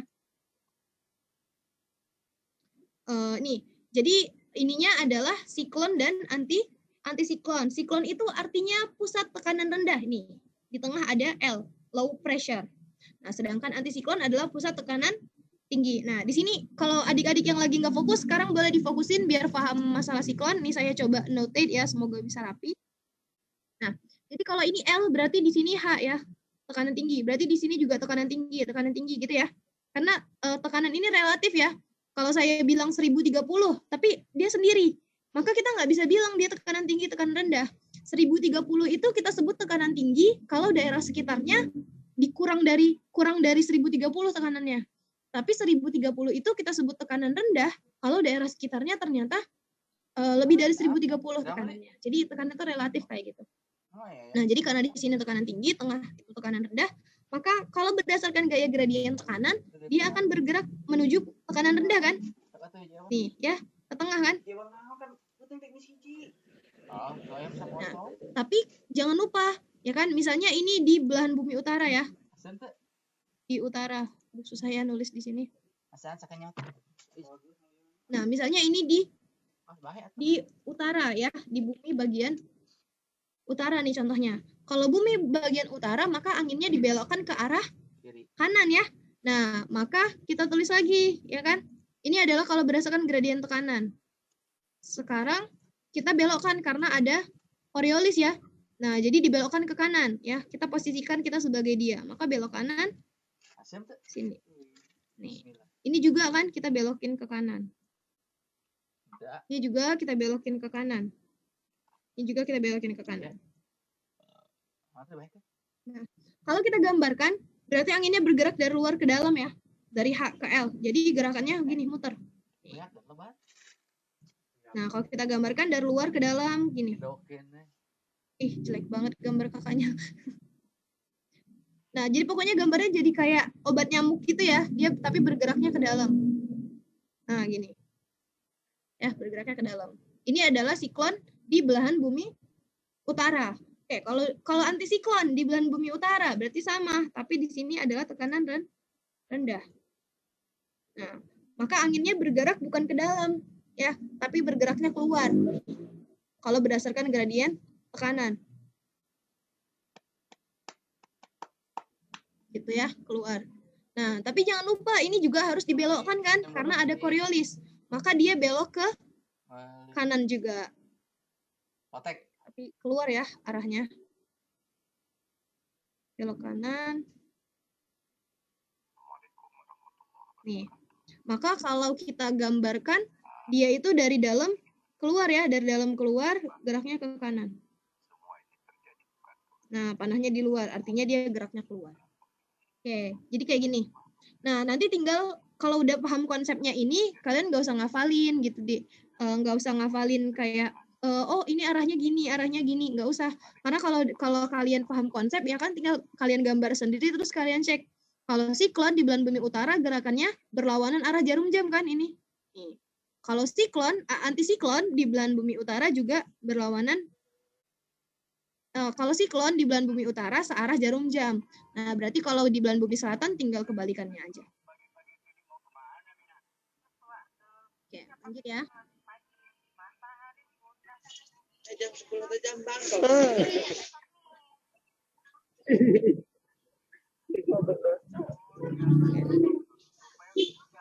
Ada yang mau ditanya? Yang dari materi ini dulu ya. Nanti yang di luar materi boleh di luar ini aja. Oke. Nah, ini adalah gambar siklon ya. Jadi kalau kalian ngelihat ada peta atau foto udara yang kayak gini, foto satelit ya. Nah, kalau bentukannya kayak gini berarti dia siklon. Tapi kalau gini dia antisiklon ya. Karena siklon itu memusat ya, pusat tekanan rendah, jadi awannya semua musat ke dalam, sedangkan antisiklon ini keluar dia. Ya. Jadi dia menyisakan ruang yang atau ruang kosong gitu ya, yang stabil. Masih ada berapa menit ya? Oke. Oke, apakah antisiklon, antisiklon, penentuan tekanan L atau Oke. Nah, jadi kalau misalnya ini ya, apakah siklon, antisiklon, penentuan tekanan L ya, tekanan rendah atau tekanan tingginya berhubungan dengan letak lintang atau suhu gitu. Ya, jadi kalau misalnya untuk siklon tadi gitu. Biasanya kan ada peta ini ya, peta tekanan udara ya. Biasanya pada peta itu ditemukan nih pusat tekanan rendah atau L. Jadi misalnya ini belum ada awannya, di sini ada pusat tekanan rendah, dikasih huruf L di sini. Nah, maka otomatis biasanya dia daerah yang lebih hangat gitu ya, lebih hangat. Siklon juga biasanya terbentuk di daerah lautan yang hangat ya, di sekitar tropis. Jadi suhu sebenarnya mempengaruhi. Nah, lalu karena ada pusat tekanan rendah, maka daerah sekitarnya ini akan angin atau awan daerah sekitarnya ini akan memusat ke tengah. Lalu diputar karena ada Coriolis gitu. Nah, jadi kalau suhu iya mempengaruhi ya. Kalau L ini kalau yang antisiklon kan pusat tekanan tinggi. Biasanya daerah sekitarnya itu yang lebih hangat, sedangkan dia daerah yang lebih dingin gitu. Terus berhubungan lintang dan suhu. Oke. Kalau kalau lintangnya terlalu rendah ya, di bawah 6 derajat ya, kayak di bawah 6 derajat, maka akan susah terbentuknya. Karena dia butuh Coriolis kan, baru bisa belok kan, diputar. Kalau Coriolisnya terlalu rendah, nggak bisa terbentuk siklon. Nah, terus letak lintang lagi lebih berpengaruh kepada ini letak wilayahnya sebenarnya secara geografis. Siklon ini hanya bisa terbentuk harus ada wilayah lautan yang luas, terus dia hangat, ya kan, lautan yang luas, hangat, ya kan, hangatnya itu sampai kedalaman lebih dari 50 meter, terus juga dia di wilayah yang lebih dari 6 derajat, ya, 6 derajat lintang utara, lintang selatan, gitu, baru bisa terbentuk si siklon ini. Kira-kira udah menjawab belum? Siapa tadi yang tanya?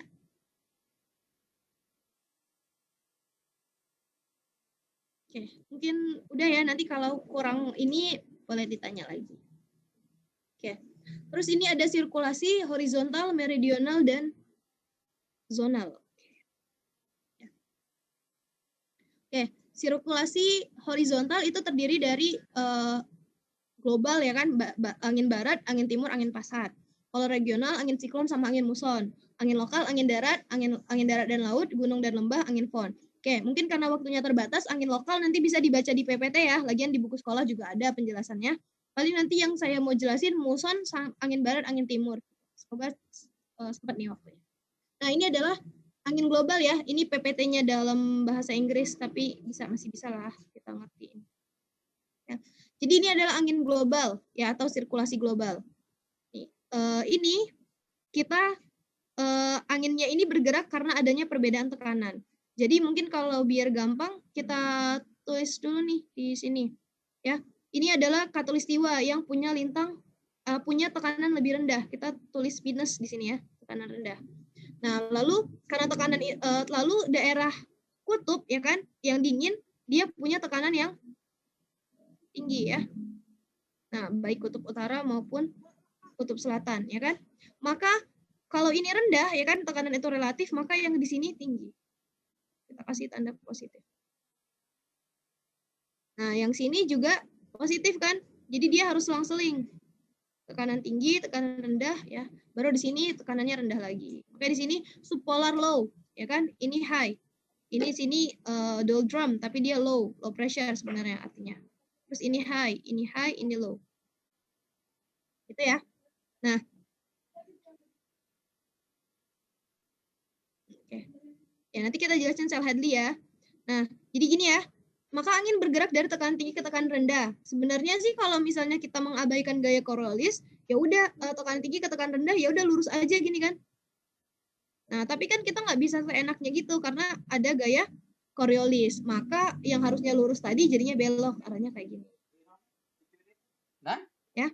Nah, ini juga tekanan tinggi ke tekanan rendah, belok kanan ya. Nah, jadi kayak gini. Jadi arahnya.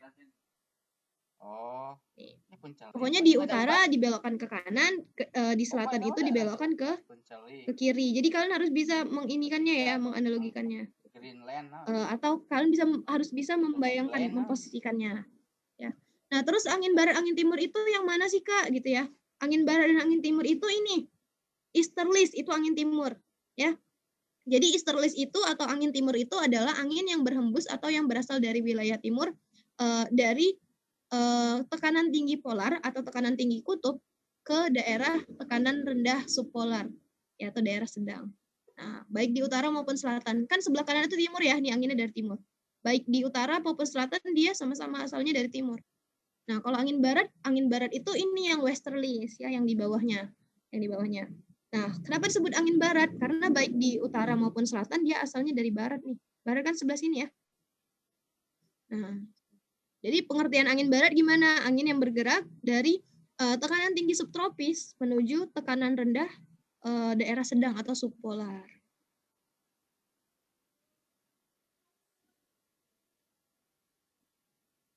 Oke, angin regional ya, angin muson. Oke.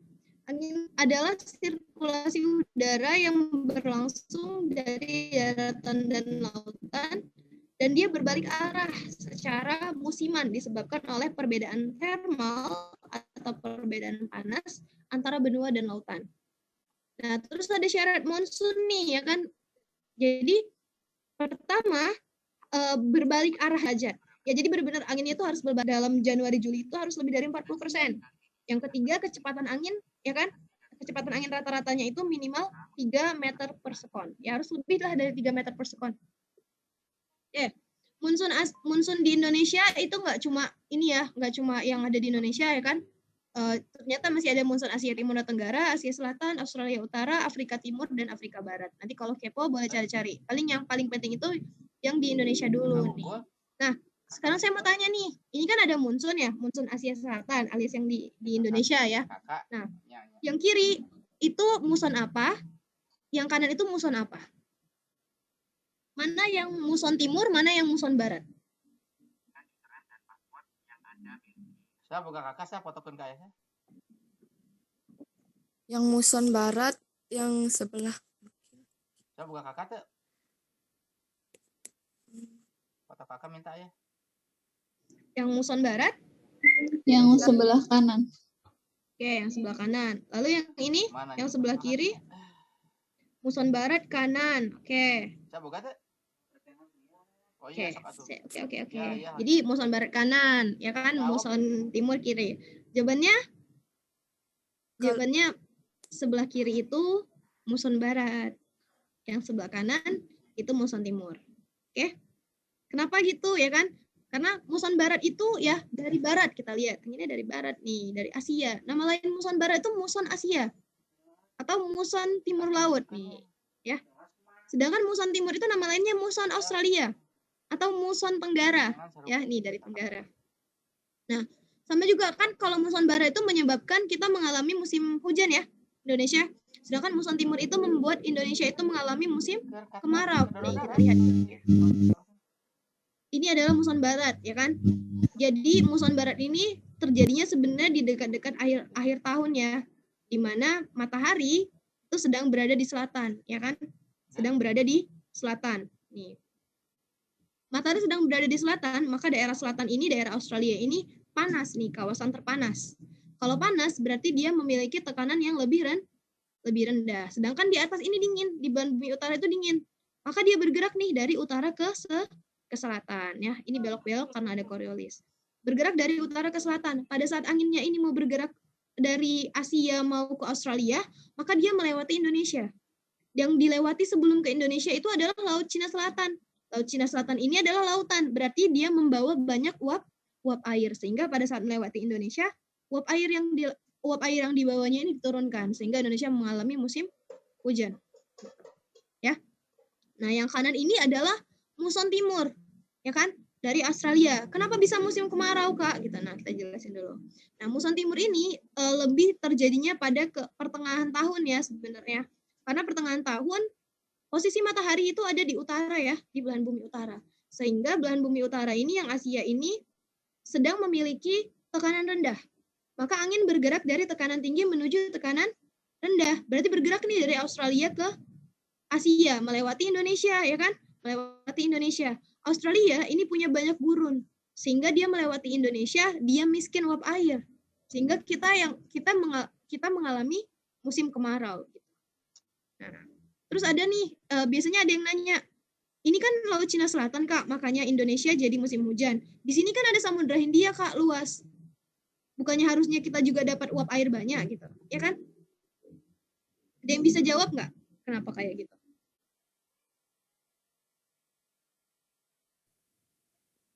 Saya mau jawab, Kak. Ya, silakan. Karena ketika asalnya dari Tenggara atau dari Australia itu telah jatuh dalam perjalanan sebelum mencapai wilayah Indonesia, uap-uap air itu. Oke. Ada lagi?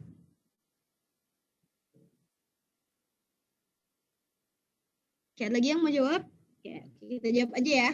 Nah, iya ya.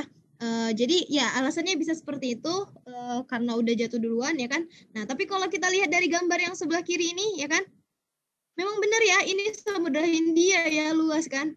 Tapi karena ada gaya Coriolis ya, ini belahan bumi selatan, maka dia dibelokkan ke kiri. Jadi walaupun uap air di Samudra Hindia ini banyak, dia kenanya bukan ke Indonesia, lihat nggak panahnya? Nih, Samudra Hindia. Kenanya bukan ke Indonesia kan? Kenanya kemana? Ini ke Hindia. Ya. Jadi karena ada Coriolis, sehingga uap air yang ada di Samudra Hindia. Jelas ya? Oke. Ini gambar yang lebih sulit sebenarnya, tapi sebenarnya sama. Yang kiri itu muson Asia, itu muson timur. Saya ketemu Tata. Ini muson Afrika Timur. Nanti boleh dibaca sendiri. Ini adalah gambar angin siklon yang tadi kita bahas, ya kan? Ini angin lokal, tadi saya bilang kalian belajar sendiri aja ya. Soalnya ya masih lebih mudah gitu ya di soal deh kayaknya ya, di post test. Oke. Jadi gini ya. Jadi kalau misalnya di sini adalah wilayah lautan, terus di sini ada perbukitan. Ya, seperti di Sumatera ya. Di barat Sumatera itu ada lautan kan, Samudra Hindia, terus ada pegunungan Bukit Barisan, baru daratannya gitu kan. Nah, jadi pada saat angin itu berhembus di sini, maka nanti akan hujan orografis ya, ada kondensasi di sini. Ada hujan orografis di sini ya, sehingga di daerah yang menghadap sama laut tadi, lereng yang menghadap laut, itu akan memiliki tempat yang lebih subur karena lebih banyak hujan. Dia pembentukan hujan. Tuh. Nah, sedangkan wilayah yang sebaliknya itu akan mengalami efek angin pon, ya, efek angin pon sehingga udaranya lebih hangat. Terus uap air di puncak gunung sini dan kering. Nah, daerah yang menghadap lautan tadi atau daerah tempat terbentuknya hujan itu kita sebut windward. Sedangkan daerah yang mengalami efek pon yang lebih kering itu namanya leeward. Jadi daerah leeward ini bisa lebih kering.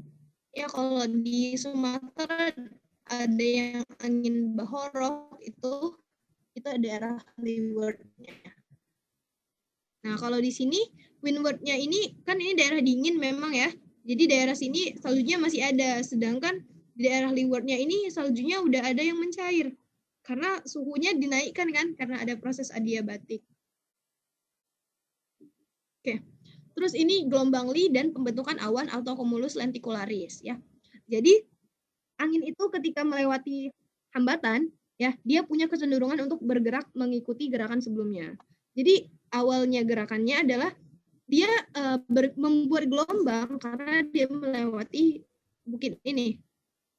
Ya, dia naik, turun.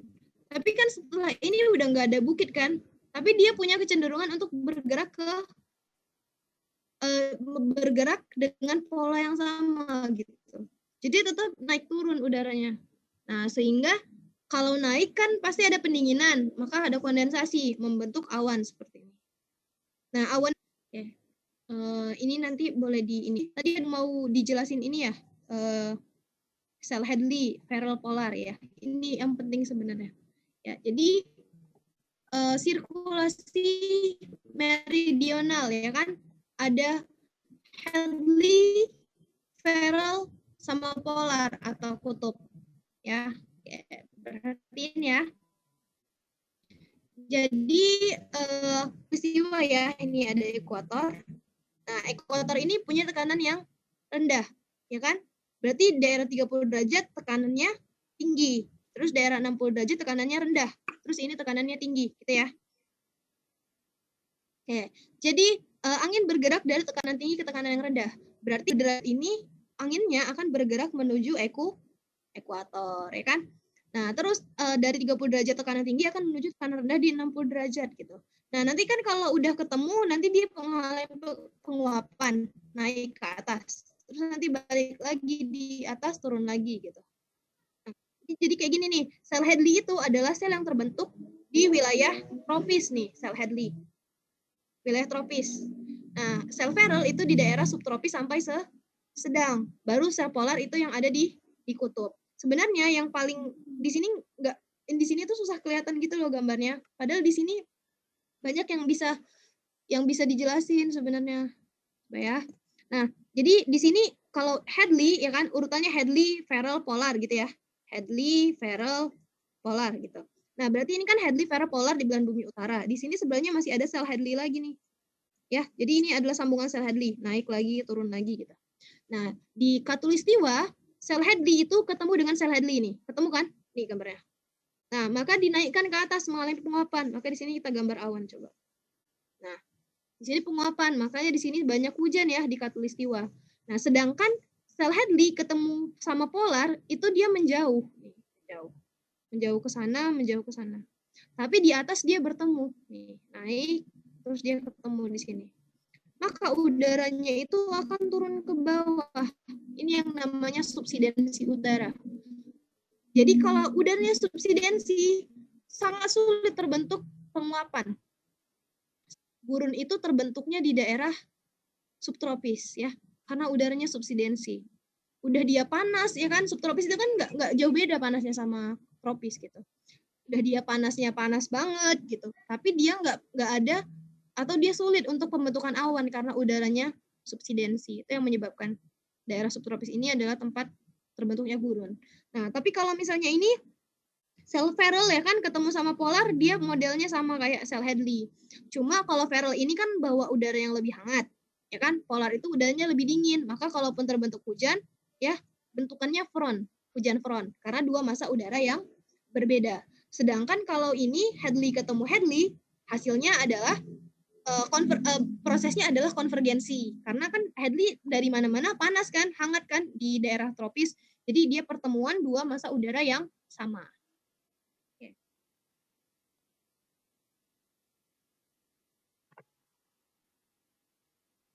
Oke, ini juga sama ya, Hadley tadi di permukaan ketemu, terus penguapan ya kan. Ini juga sama. Nah, dan juga tempat bertemunya sel Hadley ini kita sebut dengan ITCZ nih. Nih yang tadi. Ini ada ITCZ kan? Intertropical Convergence Zone atau DKAT. Daerah konvergensi antar tropik. Ya, jadi pertemuannya. Nah, dia kan sel Hadley ini bertemunya di tekanan rendah atau di daerah gerakan matahari. Maka tempat ITCZ atau DKAT atau pertemuan sel Hadley-nya ini bisa berpindah-pindah ya. Nih, tadi kan kita ada belajar solstice ya. Nah, ketika June solstice atau sedang summer solstice, matahari berada di belahan bumi utara, maka pusat tekanan rendahnya kan pindah ke utara ya. Nih, makanya berpindah nih, DKAT-nya pindah ke arah utara nih, bukan di 0. Nah, tapi kalau pas equinox mau yang bulan Maret atau September, maka dia cenderung lebih di tengah nih, di ekuator. Karena posisi mataharinya di ekuator kan. Jadi wilayah tekanan rendahnya, pusat tekanan rendahnya juga di ekuator. Nah, nanti pada saat Desember ya, winter solstice atau December solstice, nanti pindahnya ke selatan. Gitu ya. Jadi kalau ditanya DKAT bisa berpindah atau enggak? Jawabannya bisa. Tergantung apa? Tergantung jarak semu tahunan matahari. Karena dia mempengaruhi pusat tekanan rendahnya. Oke, ini nggak usah. Oke. Ini ada yang mau tanya? Ada yang mau ditanya? Soalnya waktunya juga udah habis ya. Kalau ini lanjutannya, ini ada video kalau nggak salah.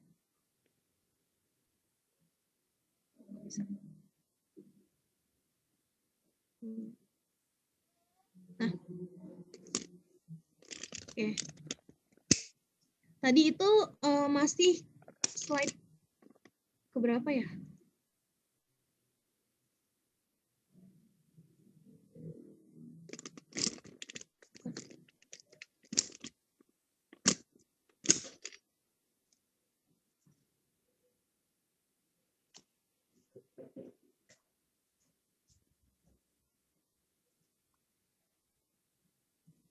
Nah, kita sebenarnya masih banyak lagi ya slide-nya ya. Cuma kalau di kebut hari ini juga nggak bisa.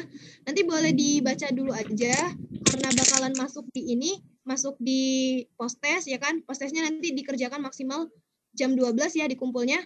Nanti ini saya bagiin aja nih beberapa yang tentang apa? Tentang cuaca dan iklim. Nanti dipelajarin aja. Nanti baru kerjain post-testnya ya.